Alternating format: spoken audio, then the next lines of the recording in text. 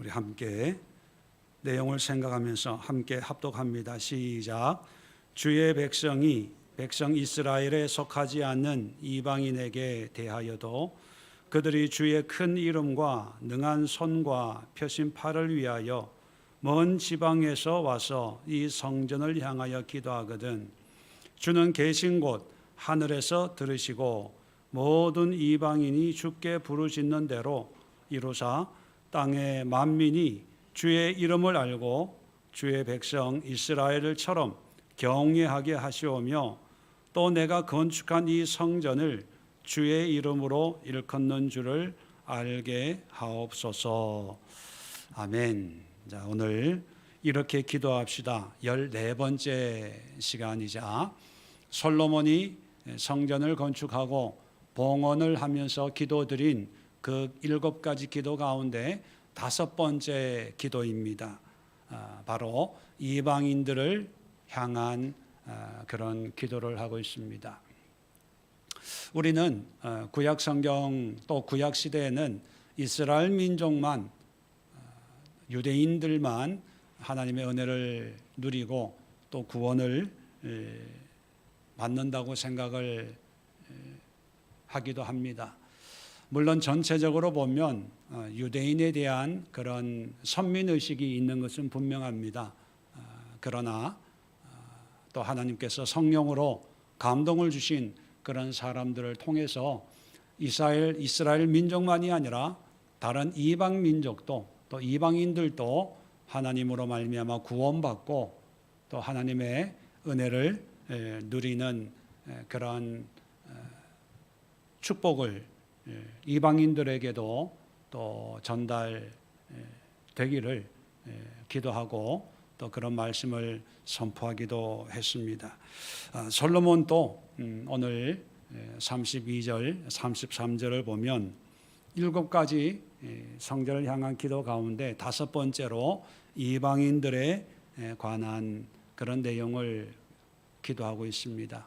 이 모습을 보면서 어떻게 보면 우리도 혈통적으로는 이방인이지요.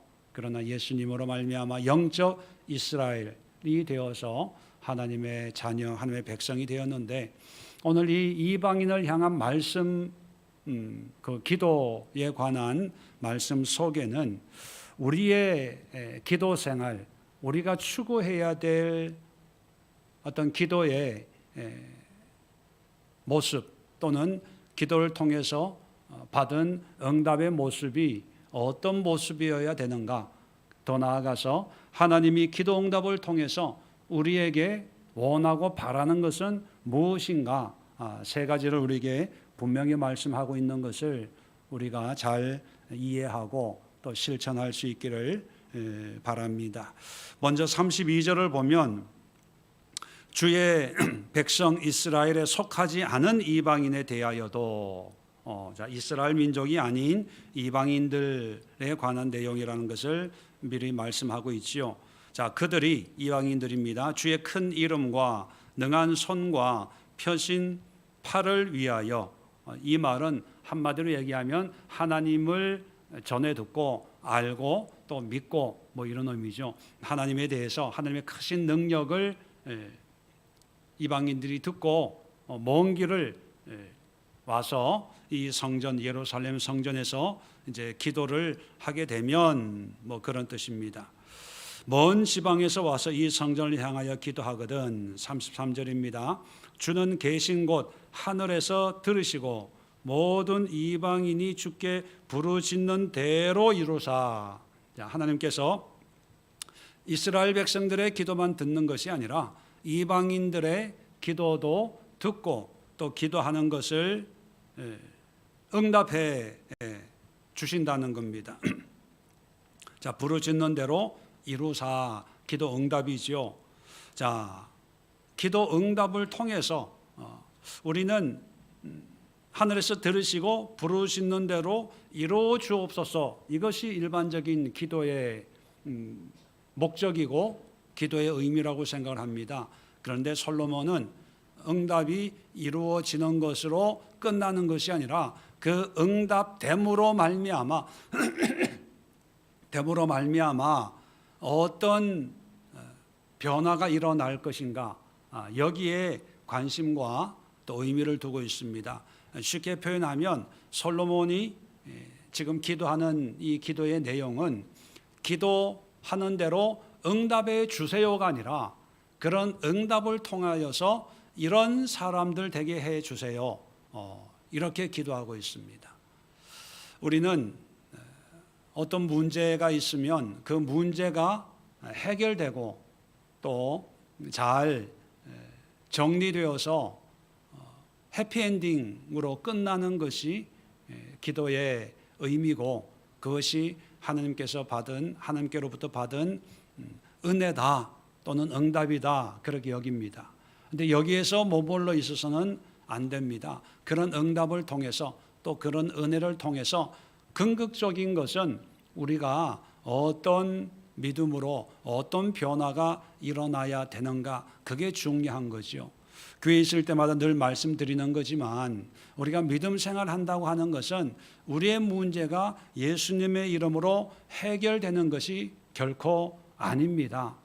질병이 고침받는 것이 결코 아니고요, 문제가 해결받는 것이 목적이 아니고, 정말 태산 같은 문제가 기도해서 또 하나님의 은혜로 사라지고 정말 좋은 환경과 상황으로 변화되는 것이, 그것이 신앙생활의 목적이나 의미가 결코 아니라는 것을 우리는 너무나 잘 알고 있습니다. 신약 성경에도 보면 예수님께서 많은 사람들에게 기적을 행하시고 이적을 행하고 귀신을 쫓아내고 죽은 자도 살리는 그런 역사를 이루었지만, 그런 은혜를 누렸다고 다 하나님 예수님을 믿고 예수님을 따랐던 사람들은 아닙니다. 결국은 다 예수를 십자가에 못 박고 바라바를 살려줘라, 그렇게 요구하는 그런 사람들로 변질되었지요. 중요한 것은 응답이 아니라 응답을 통해서 어떤 변화, 어떤 삶이, 그리고 어떤 신앙이 이게 전개되는가, 그것이 중요하다고 하는 것을 우리는 잊어서는 안 되겠습니다. 오늘 본문에도 보면 이런 응답을 통해서 응답받고 할렐루야 아멘 감사합니다, 그리고 집으로 돌아가는 것이 아니라, 자 33절 하반절에 세 가지 중요한 그 신앙의 모습이 있습니다. 자, 첫 번째가 땅의 만민이 주의 이름을 알고, 자, 첫 번째 응답의 결과, 또 응답으로 말미암아 변화되어야 될 것이 주의 이름을 알고. 자, 조금 있다가 다시 한번 설명을 드리고요. 두 번째는 주의 백성 이스라엘처럼 경외하게 하시오며, 두 번째 변화가 하나님을 경외하는 거예요. 세 번째, 내가 건축한 이 성전을 주의 이름으로 일컫는 줄을 알게 하옵소서. 세 번째 변화가 성전을 주의 이름으로 일컫는 줄을 알게 하옵소서. 이 의미는 조금 있다가 다시 정리해 드리고요. 자, 요약을 하면 이방인들도 무슨 문제가 있으니까 먼 길을 걸어서 예루살렘 성전에 와서 기도했겠죠. 또 이방인이 하나님 앞에 기도한다는 것은 웬만한 문제가 아니라 엄청 큰 문제일 수 있습니다. 그런 문제를 가지고 와서 기도를 했는데 하나님이 그들의 기도를 들으시고 응답을 해 주세요, 이렇게 기도를 합니다. 그런데 이것이 목적이 아니고 이런 응답을 통해서 이렇게 변화되게 해 주세요. 다시 말하면 솔로몬이 강조하는 것은 응답해 주세요가 아니라 이런 이방인들 되게 해 주세요, 여기에 어떤 중심과 무게가 있는 것이지요. 그런데 보통 우리는 응답에만 관심이 있습니다. 하나님이 기도한 대로 응답해 주셨다, 이것이 간증이고 또 이것이 은혜고, 이런 응답을 통해서 하나님에 대한 더 헌신된 믿음과 또 신앙생활을 한다. 또 반대로 이런 응답이 없으면 신앙생활을 해도 재미도 없고 기도해도 응답이 없고 뭐 그런 모습입니다. 그런데 그런 관점으로 신앙을 바라보는 것은요, 이렇게 초보적인 어린 아이적인 신앙이고, 좀 성숙한 신앙은 솔로몬이 기도하고 있는 이 세 가지 어떤 기도 응답을 통한 변화에 있는데, 자, 첫 번째가 만민이 주의 이름을 알고 안다라고 하는 것은 우리가 늘 알고 있는 내용이지만 지식적으로 알고 있는 것이 아니라 이런 기도 응답을 통해서 하나님을 경험하면서 하나님이 어떤 분인가를 체험하는 거죠. 깨닫는 거죠. 자, 그러면 하나님이 어떤 분인가, 뭐 하나님에 대해서 여러 가지 어떤 이미지와 또 그런 설명이 있습니다. 자, 그런데 뭐 하나님이 이런 분입니다, 저런 분입니다, 이런 것을 다 생략을 하고, 자, 우리가 하나님을 알았어요. 자, 하나님을 알고 난 뒤에 결론은 우리가 어떤 사람이 되어야 된다는 걸까요? 하나님을 알았어요. 하나님을 알고 보니까 우리가 하나님 앞에 무릎을 꿇을 수밖에 없다는 거예요. 죄인입니다. 나를 떠나시옵소서. 죄인입니다. 하나님의 이런 은혜를 내가 감당할 수 없습니다. 그거예요. 하나님을 모르기 때문에 하나님을 알자, 힘써 여호와를 알자, 그런 말씀을 하는데, 하나님을 알게 되면 하나님 앞에 엎드리게 된다는 거죠. 엎드린다는 것은요, 순종하고 복종할 수밖에 없다는 거예요. 기도 응답을 통해서 하나님께서 원하시는 바는 뭐냐면, 내가 이렇게 너의 기도에 응답을 해줘서 알지, 그러니까 너는 나한테 내가 어떤 존재라는 걸 알았으면 이제 순종해, 그거예요. 갈라디아서 말씀에도 제가 누누이 말씀드렸고, 뭐 로마서도 당연하고, 하나님의 나라에 하나님이 왕이시고 우리는 그의 백성이거든요. 왕 앞에 백성은 왕에 대해서 알자, 어떤 왕이냐, 왕이 어떤 분이냐, 뭐 몰라서 알고 싶어하는 분들이 분명히 있습니다. 그런데 그 알고 싶어서 다 알 수 있어요. 뭐 모르는 부분도 있겠지만 다 알고 나서 결론은 뭐냐면, 나는 그의 백성이야. 백성은 왕의 명령에 순종하는 거야. 그게 결론입니다. 왕을 안다고 해서 백성이 아닌 건 아니죠. 하나님을 열심히 알고 기도하고 응답과 체험을 통해서 아니까 뭐 만만하고 하나님과 뭐 그냥 친구처럼, 동네 형처럼, 이웃집 아저씨처럼 그렇게 지내는 것이 아니라, 하나님을 알면 알수록 하나님의 뜻에 순종할 수밖에 없는 나의 존재를 더 처절하게 깨닫게 된다는 것입니다. 그러면 이런 의미가 됩니다. 이방인이라고 하는 것은 하나님을 몰랐고 하나님과 관계없던 사람들이 어떤 계기를 통해서 하나님께 기도하면 하나님이 응답해 주신다는 얘기를 듣고 아마 성전까지 왔던 것 같아요. 자, 그래서 기도한 대로 하나님이 응답을 해 주셨습니다. 은혜를 받은 거죠. 그래서 좋아서 집으로 돌아가서 그냥 그걸로 끝나는 것이 아니라, 그런 응답을 통해서 하나님이 어떤 분인가, 내가 순종해야 될 분이구나, 내가 섬겨야 될 분이구나, 그걸 깨닫기를 원하고 있습니다. 우리도 신앙생활 하면서 많은 기도의 응답을 받았고 또 받고 있고, 또 많은 은혜를 누리게 될 것입니다. 근데 그 은혜의 결론은 뭐냐면 우리가 하나님 앞에 순종해야 된다는 사실입니다. 로마서 강해도 그렇고 갈라디아서 강해도 할 때 제가 말씀드린 기억이 있는데, 은혜라는 것은 공짜가 아닙니다. 은혜를 베풀었다는 것은 거기에 대한 반응을 원하시는데, 그 반응이 바로 순종이고 헌신이고 예배, 무릎을 꿇는 거예요. 그래서 솔로몬도 이방인들도 이 성전에 와서 기도해서 응답받고 하나님께 순종하는 하나님 백성 되게 해주세요. 그런 의미가 만민이 주의 이름을 알고, 그런 뜻입니다.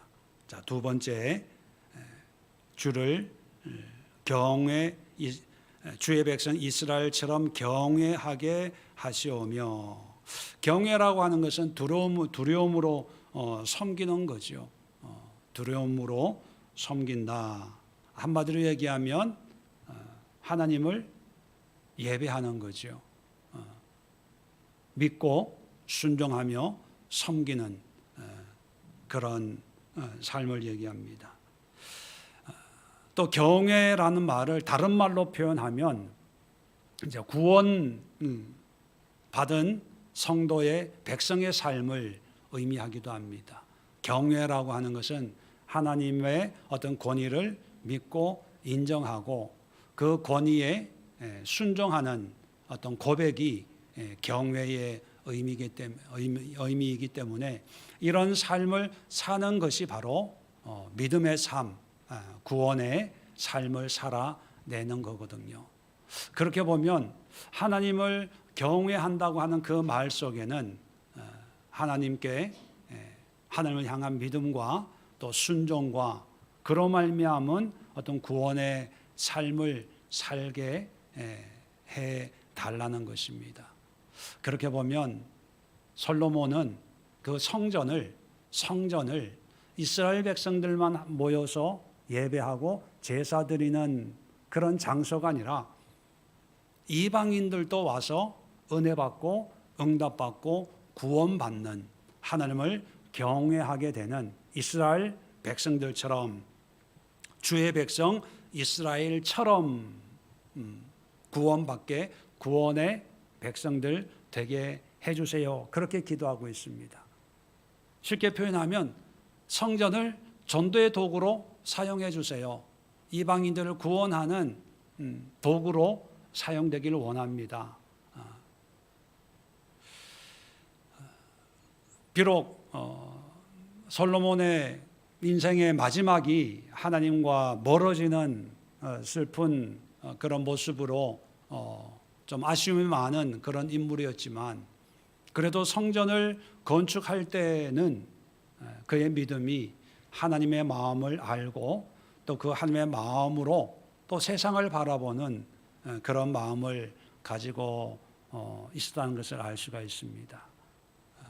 그 가운데 이방인 구원에 대한 그런 열망, 열정 또한 있음을 이 봉헌 기도 속에 녹아져 있는 솔로몬의 신앙을 통해서 우리가 볼 수가 있지요.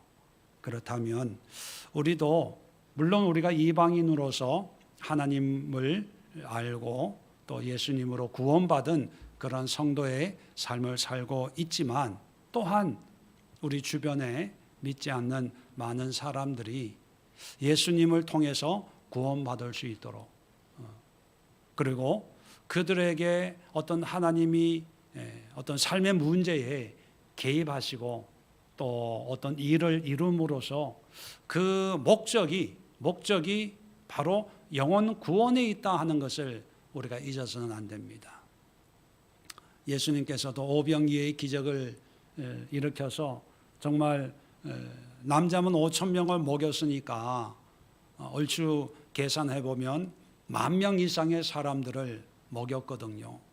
자, 그랬을 때 그 사람들은 예수님을 왕으로 섬기려고 추대하려고 그랬습니다. 그런데 예수님은 숨으셨어요. 일반적으로 생각하면 자기를 지지하는 사람들을 끌어모을 수 있는, 세력을 키울 수 있는 절호의 기회일 수 있습니다. 또 목회적으로 보면 교회가 부흥할 수 있는 절호의 기회일 수 있는데 예수님은 그것을 외면하셨습니다. 그 이유는 오병이의 기적이 그저 광야에 모세가 하나님의 말씀을 통해서 만나를 40년 동안 먹이신 어떤 상징적인 인물처럼 마치 예수도 광야에서 자기들을 먹이고 입힐 어떤 모세와 같은 존재로 여기는 그런 신앙이 예수님이 바랬던 것이 아니기 때문이지요. 예수님이 바랬던 것은 예수님을 왕으로 섬기는 것이 아니라 예수님을 하나님의 아들, 영의 예수님의 말씀을 영의 양식으로 먹고 마시는 그런 영적인 하나님의 나라의 의미를 사람들이 깨닫기를 원했던 것입니다. 그래서 그것이 아니기 때문에 예수님은 떠나가셨던 거지요. 오늘날도 보면 그저 문제 해결에 목숨을 걸고 이루어졌나 안 이루어졌나, 잘 됐나 못 됐나, 성공했나 실패했나, 결과가 좋냐 안 좋냐, 이런 걸로 하나님의 어떤 존재, 하나님을 향한 믿음, 하나님의 어떤 능력을 측량하려고 하는 그런 모습들이 없지 않아 있습니다. 그런데 중요한 것은 하나님은 우리의 영혼에 관심이 있다는 거예요.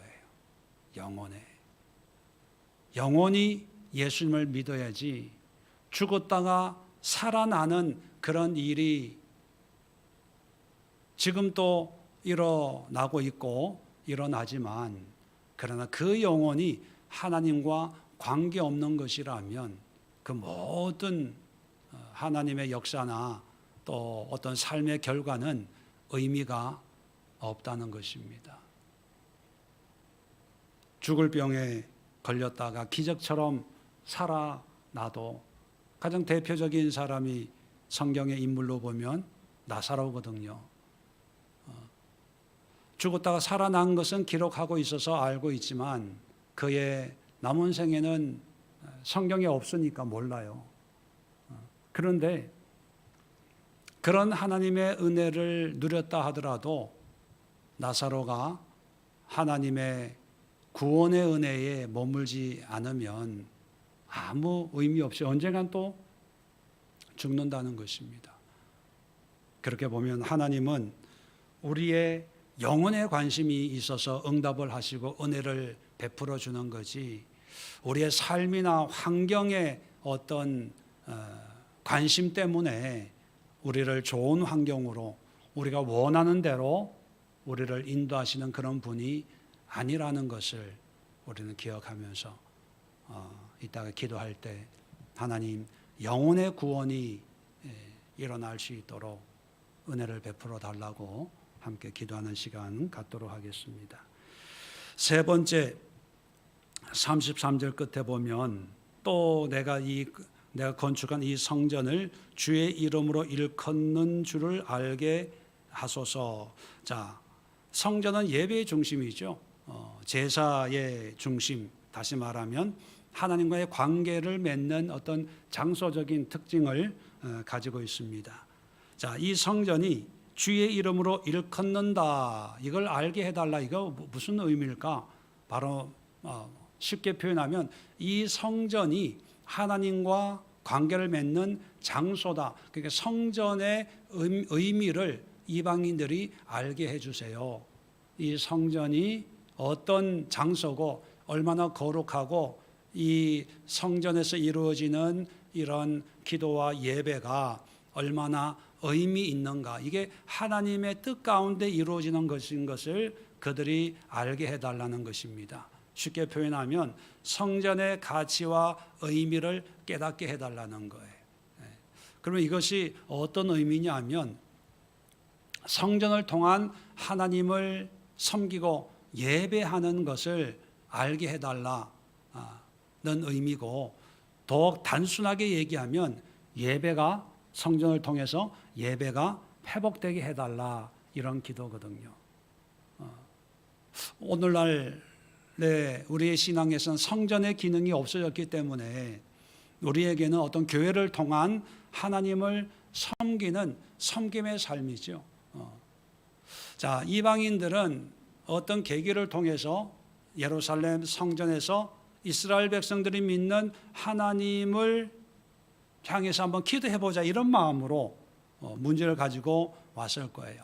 자, 그런데 하나님이 은혜를 베푸셔서 응답을 주셨다면 그 예루살렘 성전의 예배가 일회적인 사건이 아니고 이 성전에서 계속해서 여호와 하나님과 어떤 관계가 이루어지는 계속적인 어떤 그런 관계성을 이 성전을 통해서 맺어가야 된다는 것을 이 사람들이 알게 해주세요, 그런 뜻이거든요. 그러면 이것이 일회로 끝나는 것이 아니라 신앙생활, 예배 생활이 계속해서 이 성전을 중심으로 해서 이루어지게 해달라, 그런 기도로 마치고 있습니다. 한마디로 얘기하면, 우리식으로 표현하면 신앙생활을, 바른 신앙생활을 하나님과의 관계에서 계속해서 지속할 수 있게 해주세요, 그런 기도입니다. 우리에게도 교회를 중심으로 해서, 또 에클레시아를 중심으로 해서, 또 오늘날은 말씀을 중심으로 해서 신앙생활을 하고 있는데, 이것이 그저 습관적이고 어떤 종교적인 행위로 머무는 것이 아니라 하나님과의 관계를 더욱 친밀하게 맺어가는 그런 지속적인 어떤 신앙의 여정이 될 수 있도록 우리가 예배 드리는 데 힘쓰고 기도하는 데 힘쓰고 하나님과의 어떤 관계와 어떤 그런 영적 공동체, 성전의 어떤 공동체적 의미가 또한 있기 때문에 오늘날 교회를 통한 어떤 공동체의 의미를 깨닫고 신앙생활을 꾸준히 행해 나갈 수 있는 어떤 그런 결과를 위해서 기도하고 있습니다. 코로나 시대를 지나오면서 공동체라고 하는 이 울타리가 많이 이렇게 무너져 있다는 것을 아마 여러분들도 많이 느끼실 것입니다. 물론 그 전에도 이 교회라고 하는 공동체가 뭐 가나안 성도 이런 명칭이 생겨날 정도로 많이 약화되고 있는데, 코로나 시기를 지나오면서 더욱 약화되어서 지금은 거의 모든 교단이나 교회에서 이제 심각하게 여길 정도가 됐습니다.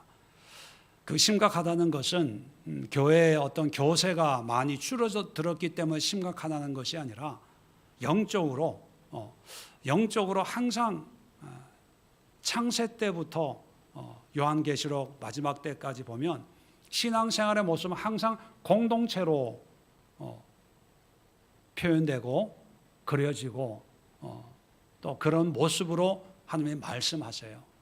개인이 아니라, 구원은 개인적으로 어떤 하나님과의 관계에서 구원을 받지만, 구원받았다는 것은 구원받은 자들의 어떤 공동체를 형성하면서 그렇게 하나님을 섬기도록 하셨거든요.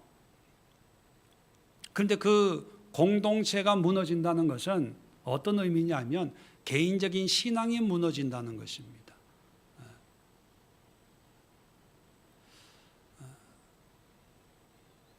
개인적인 신앙이 무너지는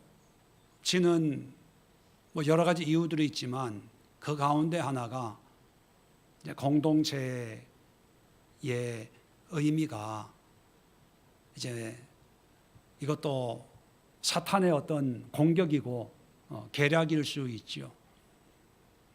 모이기에 힘쓰지 않는 세대, 모이는 것에 의무를 두지 않는, 왜냐하면 나는 하나님을 믿으니까, 예수를 믿으니까,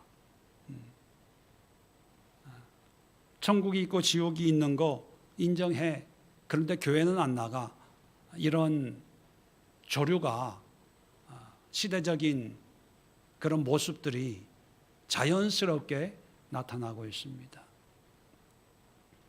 얼마 전에 책을 한 권 사서 읽었는데 그 책의 내용 가운데 이분은 크리스찬 교사인데 혹시 기억하실지 모르겠지만 강원도에 한 10여 년 전에 LPG 교회에서 LPG 그 통이 터져가지고 화재가 일어나서 교회 아이들이 많이 다치고 또 그 교회 사모님이 응급실로 실려갔다가 돌아가신 사건이 있었습니다. 그 교회 방과 후 학교 이제 교실을 목사님하고 사모님이 강원도 정선 탄광에 있는 그 마을에 아이들을 모아서 했는데 그런 사고가 났다 그래요. 근데 그 아이들이 다니는 학교에 부임한 선생님의 이야기예요. 전교 학생이 한 10명 정도 되는데 10명 중에 7명이 다 화상 환자였다 그래요. 그래서 방학 되면 서울 가서 피부 이식 수술하고 또 계약을 하면 하루에 연고를 적어도 8가지를 이 화상 입은데 이식한데 이렇게 발라야 되니까 초등학교 애들이 그러고 있으니까 그 학교에 부임한 선생님이 이제 그 아이들을 치료비나 이런 거를 좀 이렇게 도와주려고 요즘에는 책을 출판을 해도 뭐 펀딩을 해서 돈을 모아서 책을 출판하고 또 그 판매된 걸로 이렇게 뭐 치료비를 쓰고 이런 게 있나 봐요. 그래서 그 선생님이 책을 썼는데 이분이 그런 학교를 가기 전에 다른 학교에 부임을 하려고 결정이 됐는데 이 학교에 있는 그 자리가 비어서 갈 사람이 없어서 그러고 있다는 얘기를 듣고 이분이 이제 가게 됐는데 가게 된 계기가 그 학교의 선배 형님이 친형이 아니라 사회 선생님 존경하는 형이 있었는데 기독교인이에요. 근데 그 기독교인으로서 열심히 아이들을 섬기고 또 그 학부모들을 섬기고 뭐 이러다가 간 이식을 해야 돼서 학교를 이제 휴직을 해야 되는 상황에서 빈자리가 생겼기 때문에 어쩔 수 없이 이제 가는 건데 재밌는 게 뭐냐면 그 선배 형님은 너무 존경하는 사람이에요. 그리고 헌신적인 사람이고 40년 동안 그 삼척 강원도 지역에서 그런 학교 작은 학교 이런 데만 골라 다니는 사람인데 예수 믿는 분이지요. 그런데 교회는 안 나가세요. 뭐 교회에 상처가 있어서 안 나간다고 자세한 얘기는 모르겠지만 교회는 안 나가지만 아주 헌신적인 크리스찬의 삶을 살아내고 있습니다.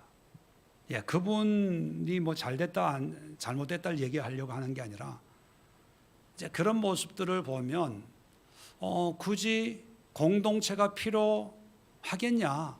나만 열심히 하면 되지 뭐, 이런 생각들이 아주 일반화가 되게 될 거라는 거지요.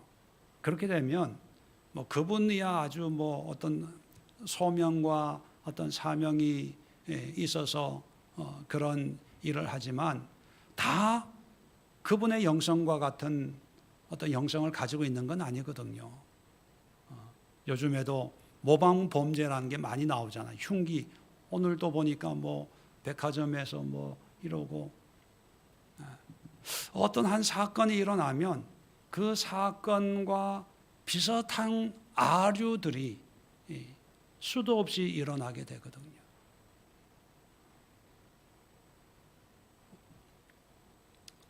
공동체의 의미가 점점 풀려지는 것은 우리가 아주 심각하게 신앙생활의 위기로 받아들여야 되고, 그렇기 때문에 우리는 히브리서에 말씀하고 있는 것처럼 모이기에 힘써야 되고, 공동체를 이루어야 되고, 그 공동체를 통해서 같이 기도하고 예배드리고 또 삶을 나누는 그런 신앙의 모습을 끊임없이 추구해야 되고 또 사람들에게 전해야 됩니다. 이런 걸 위해서 우리가 에클레시아라고 하는 삶의 공동체를 만들어서 예수의 교회에 오기는 힘들고 멀고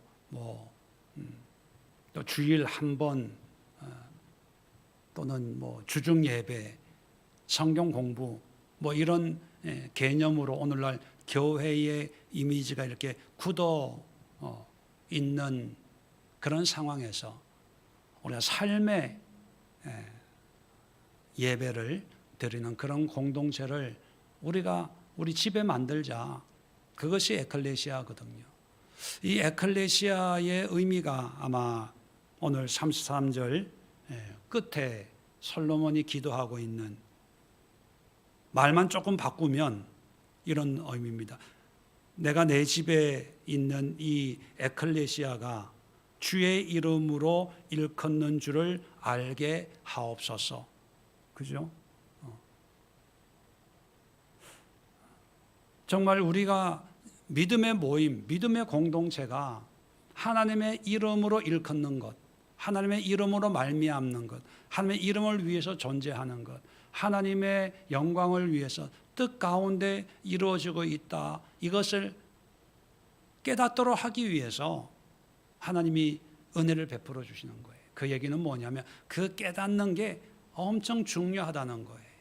그래서 하나님이 그 이방인의 기도에 하나님이 응답하시기까지, 응답해 주면서까지 이 공동체의 의미를 너희들이 좀 알아줬으면 좋겠다. 그런 마음을 가지고 있음을 솔로몬이 우리에게 말씀하고 있는 거지요. 그렇다면 우리가 오늘 말씀을 중심으로 해서 세 가지 기도 제목 가지고 함께 기도했으면 좋겠습니다. 첫 번째는 만민이 주의 이름을 알고 라고 하는 것은 만민이 예수님으로 구원을 받을 수 있도록 하나님이 누구인가를 깨닫고 믿음으로 주님의 뜻에 순종하는 그런 삶을 살아갈 수 있도록 위해서 기도해 주시고, 두 번째는 주를 경외하고, 이 말씀은 아까도 말씀드린 것처럼 그 영혼이 구원받는 거죠. 한 영혼 한 영혼에 대한 갈급함이 우리에게 일어날 수 있도록, 그리고 한 영혼 한 영혼이 하나님의 은혜 가운데